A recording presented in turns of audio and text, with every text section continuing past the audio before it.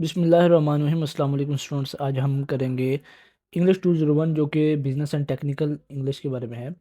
तो queues attempt करने जा रहे हैं। क्यूज़ नंबर है 4 और इस क्यूज़ के बड़ी इंपॉर्टेंस है हमारे वेटेज में। इसके 20 MCQs हैं। पहले हम 3 कर चुके हैं जिसके 10-10 MCQs थे, 30 और ये 50। ठीक है, तो आपका ये वेटेज जो शामिल होगा उसमें काफ़ी वेट रखते हैं ये क्यूज़। और इसकी लास्ट डेट जो है वो फरवरी 2 है। और इंस्ट्रक्शंस हैं कुछ, आपने इनको पढ़ लेना है कि आपने बैक स्पेस का बटन प्रेस नहीं करना, और जो आपको टाइम दिया गया उसे 15 सेकंड कम अज़ कम लाजमी आप पहले क्वेश्चन को सबमिट कर दें। पहला क्वेश्चन है, lack of information of a let's a writer toward the production of a and dash. तो ठीक है, ये जो इसका करेक्ट आंसर है वो है इररेलीवेंट। लैक इन्फॉर्मेशन जो हमें है ना, तो इररेलीवेंट टेक्स्ट हम लिखेंगे जब हमारे पास कोई मालूमात ही नहीं होगी, तो हम इररेलीवेंट ये आप देख सकते हैं यहाँ लैक ऑफ इन्फॉर्मेशन के उसमें। तो देखा ना, you might correctly guess that you have a problem in defining your communication purpose, क्योंकि इससे इररेलीवेंट ऑप्शन हमारा ज़्यादा वाजे हो रहा है। तो नेक्स्ट क्वेश्चन है question number 2, while using specialised visual aid you need to consider the reader dash knowledge, place, finances, wellbeing. तो 4 ऑप्शन हमें दिए गए हैं। तो जो इसका करेक्ट आंसर है वो प्लेस के बारे में आप यहाँ पढ़ सकते हैं। ये विजुअल एड्स के टॉपिक में कि आपके पास यहाँ दिया गया है, on the other hand visual एक minute on the other hand visual aids that are prepared. ये प्लेस इसका करेक्ट आंसर है, 100% सही आंसर है। आप इसमें बिल्कुल कुछ भी नहीं होगा, आप यही लगाएंगे। ठीक है, तो क्वेश्चन नंबर 3 की तरफ हम चलते हैं, इसको सेव करके। क्वेश्चन नंबर 3 हमारे पास स्क्रीन में सामने शो होगा। क्वेश्चन नंबर 4 पहले आया, visual aids can be defined as dash aids such as poster, scale, models, graphs, tables, diagram वगैरह। तो कौन सी होती हैं? इंस्ट्रक्शनल एड्स होती हैं। ये बिल्कुल सही आंसर है। ये विजुअल एड का टॉपिक का जो फर्स्ट लाइन है ये वहाँ से लिया गया है। कुछ एमसीक्यूज बहुत इजी आए हैं और कुछ थोड़े से डिफिकल्ट भी आए हैं, तो आपने इनको लाजमी देखना है। ये देख सकते हैं आप, visual aids can be defined as instructional aids such as poster, scale, models, graphs, tables, diagram, flow chart और video clips that present information visually. ये आपकी जो पहली 2 लाइन्स हैं इसी में ये एमसीक्यूज आपका लिया गया है। तो आपने इसको जो करेक्ट आंसर लगाना है वो है इंस्ट्रक्शनल एड्स। तो हम अब इस क्वेश्चन को, क्वेश्चन नंबर 5 हमारे पास है, budget statement is the dash that shows how many will be gained और स्पेंड। बजट स्टेटमेंट जब हम कोई भी कंपनी पेश करती है तो उसमें बताते हैं हमें कितना प्रॉफिट हुआ, कितना गेन हुआ और कितना हमने खर्चा किया। तो वो किस में शो करेंगे? हम टेबल में करेंगे या डायग्राम में या ग्राफ में या पिक्चर में? तो अभी हम हैंड आउट से देखेंगे तो किस में करेंगे। आप नीचे देख सकते हैं, budget statement is a table, table में शो करेंगे that shows how the money will be gained और स्पेंड। तो ये आपके जो इंग्लिश के एमसीक्यूज हैं, तकरीबन mostly MCQs line by line आपके हैंड आउट से उठाए गए हैं, तो आपने इसको लाजमी हैंड आउट्स में से देख लेना है। तो नेक्स्ट क्वेश्चन हमारे पास है question number 6, lack of a well defined purpose leads to the experience of getting stuck while writing down as a dash block. अगर हम जब लिख रहे होंगे तो हमारे पास वेल डिफाइंड जब पर्पस नहीं होगा तो हम किस की तरफ जाएंगे, कौन से ब्लॉक में हम चले जाएंगे वाइल राइटिंग? तो राइटर्स ब्लॉक में जाएंगे, ये इसका करेक्ट आंसर है बिल्कुल। प्रूफ रीडर्स में नहीं जाएंगे, एडिटर्स में नहीं जाएंगे, नन ऑफ द अबव में नहीं जाएंगे। जो हमारा करेक्ट ऑप्शन है वो डी है। जो आपके पास एमसीक्यूज आएंगे उनमें ये आपके ऑप्शन मतलब थोड़े से चेंज होंगे, सी बी डी, ये ऑप्शन चेंज हो जाते हैं। ठीक है, तो इसका करेक्ट आंसर राइटर्स ब्लॉक है। जब हमारे पास कोई पर्पज़ ही नहीं होगा लिखने का तो हम उसमें राइटर्स ब्लॉक में जब लिखने लगेंगे तो उसमें स्टक हो जाएंगे। नेक्स्ट क्वेश्चन की तरफ चलते हैं। क्वेश्चन नंबर शायद हमारे पास 7 आने वाला है हमारी स्क्रीन पर।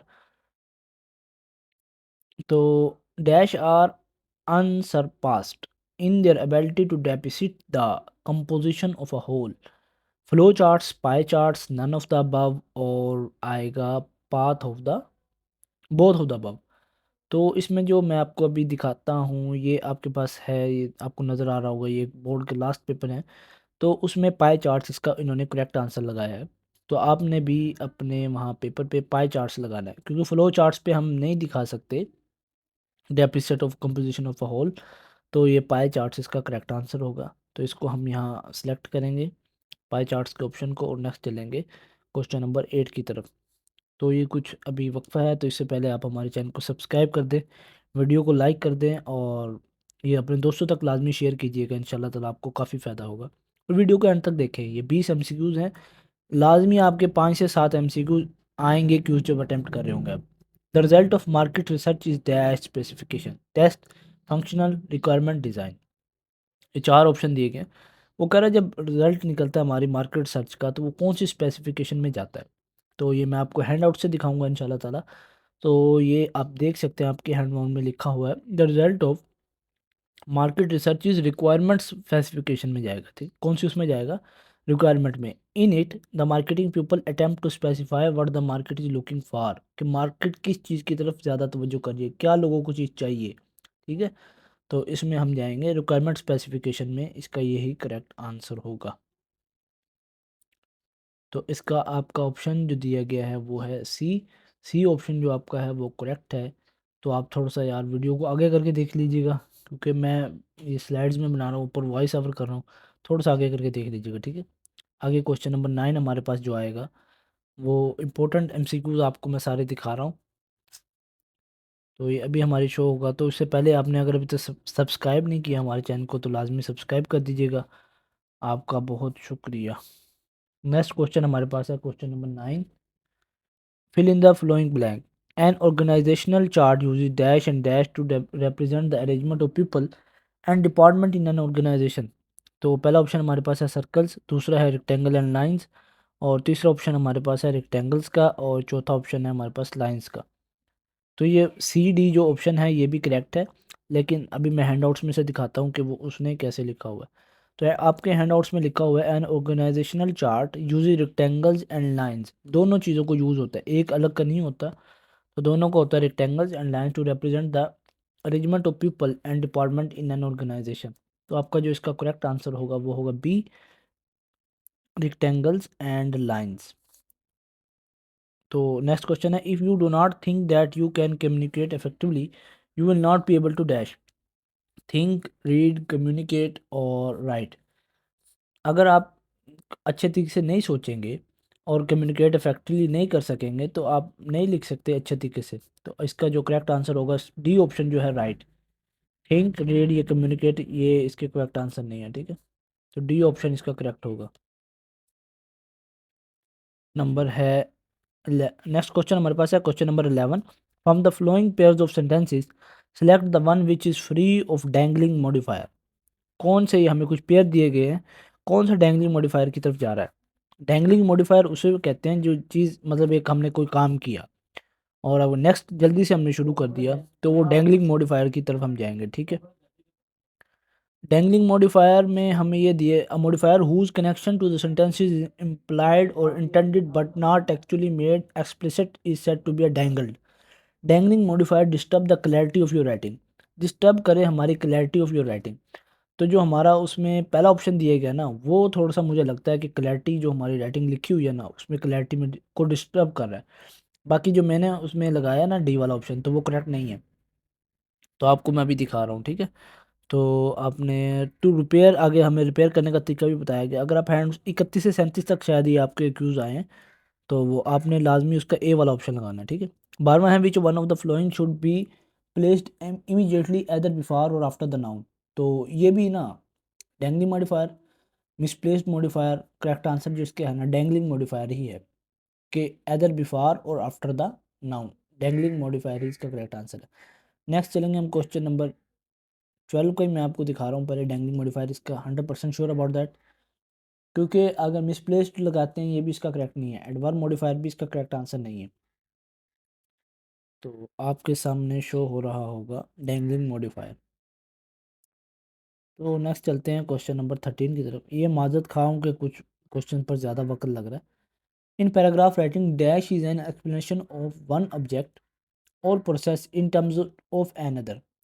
कौन सी, अगर हम पैराग्राफ राइटिंग कर रहे हैं, कौन सी explanation of an object or process in terms of another. तो analogy, comparison and contrast, narration, cause and effect. तो इसका एनालॉगी आएगा, ठीक है। ये इसका आपका एनालॉगी वाला करेक्ट आंसर है। दूसरा है कंपैरिजन एंड कंट्रास्ट, वो तो किसी और चीज़ में बात चली जाएगी। काज एंड इफेक्ट भी जाएगा, अगर आपको जुमला दिया जाएगा उसमें काज और इफेक्ट अपने बताना होगा कि इसकी ये वजह बनी और इसका ये आगे असर मिला, ठीक है। उसमें स्कूल क्लोज थे इसकी वजह से आज पढ़ाई ना हो सकी, इस तरह के सब्जेक्ट ये काज एंड इफेक्ट में जाते हैं, लेकिन एनालॉगी इसका करेक्ट आंसर है। क्वेश्चन नंबर 14 है which of the following refers to the identification of a pronoun with its intended antecedent. तो इसका both 1 and 2, pronoun case, pronoun shift, ये मैं आपको हैंड आउट्स में से दिखाना पड़ेगा मुझे, प्रोनाउन रेफरेंस। तो जो इसका करेक्ट आंसर है वो है डी, प्रोनाउन रेफरेंस। अभी मैं आपको हैंड आउट्स की तरफ लेके जा रहा हूँ। ये है, pronoun reference refers to the identification of a pronoun with its intended antecedent। ठीक है, ये आपका ये एमसीक्यूज आया वहाँ, तो ये प्रोनाउन रेफरेंस आपका करेक्ट आंसर होगा। Two common problem in pronoun reference are unclear pronoun reference. ठीक है, आगे ये कुछ एक्सप्लेनेशन दी गई है, आपने इनको पहले पढ़ लेना। ठीक है, तो क्वेश्चन नंबर 15 हमारे पास है, the writers attempt to solve a problem. Writers किसी भी प्रॉब्लम को सॉल्व करना चाहता है by evaluating option and suggesting solution in dash, short report में या ऑन एनालिसिस रिपोर्ट में या प्रोग्रेसिव रिपोर्ट में या कंप्रीहेंसिव रिपोर्ट में। करेक्ट आंसर इसका है कंप्रीहेंसिव रिपोर्ट में, क्योंकि शॉर्ट रिपोर्ट तो एक होती है, मुख्तसर सी रिपोर्ट हम पेश करते हैं। एनालिसिस होता है कि बहुत काफ़ी एनालिसिस किया हो उस पर, रिसर्च रिपोर्ट जिसे हम कहते हैं। प्रोग्रेसिव रिपोर्ट वो होती है जब हम कोई काम वगैरह कर लेते हैं तो उसमें हमें प्रोग्रेस दिखाई जाती है। लेकिन कंप्रीहेंसिव रिपोर्ट वो होगी जिसमें हम एवेल्यूएट करेंगे ऑप्शंस को और सजेस्ट करेंगे सोल्यूशन उसके। ठीक है, आगे क्वेश्चन नंबर 16 है, the scientist disputed not only the newspaper article but also they disputed the universities official statement. It is an example of dash, parallelism, non parallelism, comparative parallelism और faulty parallelism. मैं आपको ये website से दिखाता हूँ, एक website में इसके सोल्यूशन बहुत अच्छे तरीके से शो किया गया है। ये आप देख सकते हैं जहाँ मैंने ये येलो वाला किया है। पहला जो ऊपर दिया उन्होंने, the scientist disputed not only the newspaper, और फिर इस तरह ये आया पैरेलल। अगर साइंटिस्ट डिस्प्यूटेड करेगा not only the newspaper article but also they disputed the universities official statement, तो वो होगा फाल्टी पैरेललिज्म, क्योंकि इसमें फॉल्ट आ रहा है। तो जो अकेला वो जो पहली हमें स्टेटमेंट मैंने आपको पढ़ के सुनाई है वो पैरेलल थी। ठीक है, तो आपके ऐसे कुछ हमसे कुछ बनकर आए हैं, कुछ इसमें मुश्किल थे कुछ फोर में, कुछ आसान भी थे। तो नेक्स्ट क्वेश्चन नंबर हम चलते हैं क्वेश्चन नंबर 16 की तरफ, क्वेश्चन नंबर 17 की तरफ। क्वेश्चन नंबर 17 हमारे पास आया है, गवर्नमेंट के बारे में है। तो अभी आगे क्वेश्चन आएगा, इसमें पहले आपको एक कंसेप्ट ले लें। The government has cut university budget, consequently the dean has increase the size of most classes. ये जहाँ हाईलाइट्स किया हुआ है, तो आगे ये हमें करेक्ट ऑप्शन दिए गए हैं, इसमें से हमने सेलेक्ट करना है कि कौन सा आपका करेक्ट आंसर है। तो जिसका करेक्ट आंसर बी है, the government has cut university budget, government ने यूनिवर्सिटी का बजट कट कर दिया। और the dean had increase the size of most classes, ये सी ऑप्शन करेक्ट था। ठीक है, मॉडिफायर्स ऑफ नाउन, ये कौन सा होगा? Should be placed before the noun, should be placed after the noun, should be placed with in the noun. तो modifier of the noun हमें पढ़ा गया है कि पहले play should be placed either immediately before और इमीडिएटली आफ्टर द नाउन। ठीक है, तो अब हमें ऑप्शन नहीं दिया गया, हमें बिफोर और आफ्टर का दिए गए, लेकिन उसमें हमें ऑप्शन दिया जाना चाहिए था बोथ का। तो none of the given option इसका करेक्ट आंसर होगा। और क्योंकि विद इन द नाउन तो होता है उसके दरमियान में, हमने पहले या बाद में लगाना है, तो ये करेक्ट आंसर आपका होगा सी। नेक्स्ट चलते हैं हम क्वेश्चन नंबर 19 की तरफ, जो आपकी स्क्रीन पर शो होने वाला है अभी। The visual aids in brochures are often, क्या होते हैं? एक्सप्लेनेटिव होते हैं या अनटाइटल्ड होते हैं या फिर टाइटल्ड या सिंपल? विजुअल एड जो हमें ब्रोशर्स वगैरह दिए जाते हैं, जैसे कोई पिज़्ज़ा हट का हो या किसी और चीज़ का हो, तो वो ऑफन क्या होते हैं? ठीक है, वो होते हैं अनटाइटल्ड, उन पर टाइटल वगैरह नहीं दिए जाते। ठीक है, विजुअल एड्स तो होते ही ऐसे ही है ना जिनमें टाइटल नहीं होता, लेकिन वो आपको मतलब समझा देते हैं कि ये देखें, आपके हैंडआउट्स में भी दिया गया, visual aids in brochures are often untitled, तो they are much rare in reports and proposal, लेकिन कम ये उसमें दिया जाता है रिपोर्ट्स में और प्रपोजल में। ठीक है, तो ये आपका अनटाइटल वाला ऑप्शन ये करेक्ट आंसर होगा। ठीक है, तो आगे चलते हैं हम नेक्स्ट क्वेश्चन नंबर लास्ट की तरफ, क्वेश्चन नंबर 20। इससे पहले आप हमारे चैनल को सब्सक्राइब कर दें, आपका बहुत शुक्रिया कि आप अभी तक हमारी वीडियो को वॉच कर रहे हैं। तो क्वेश्चन नंबर 20 हमारे पास है, visual ads should be selected by carefully considering the dash, none of the above। option है supporting material, the reasoning and the claim, and next है thesis of the speech and the size of the room, next है audience and the purpose of the speech।